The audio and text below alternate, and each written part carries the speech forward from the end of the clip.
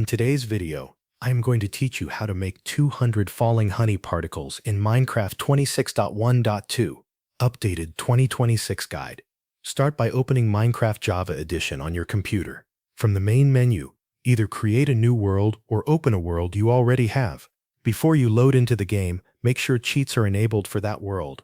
This is important because the particle command will only work if you have permission to use commands. If you are creating a new world, look for the cheats setting in the world options and turn it on before entering the world. If you are opening an existing world, confirm that cheats are already enabled. Once that is ready, load into your world and wait until your character is fully in-game. When the world has loaded, press the T key on your keyboard. This opens the in-game chat, which is also where you can enter commands in Minecraft Java Edition. After the chat box appears, type the particle command exactly as shown.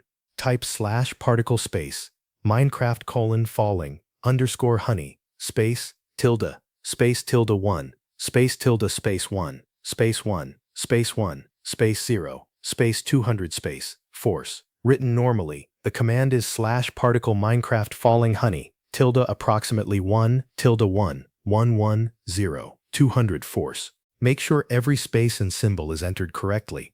The particle name must be written exactly as Minecraft:falling honey. The tildes tell Minecraft to use your current position. The tilde approximately 1 tilde part places the effect slightly above you. The 3 ones create the area where the particles will spread. The 0 controls the speed value.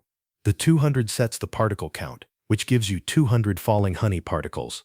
The word force makes sure the particles are visible from farther away and are sent more reliably. After you finish typing the command, press enter. As soon as you do that, Minecraft will spawn 200 falling honey particles around your character. You should see the honey-like particle effect appear in the area near you, falling through the space where the command was placed. If you want to repeat the effect, open chat again and run the same command another time. You can also stand in a different location before entering it if you want the particles to appear somewhere else around you.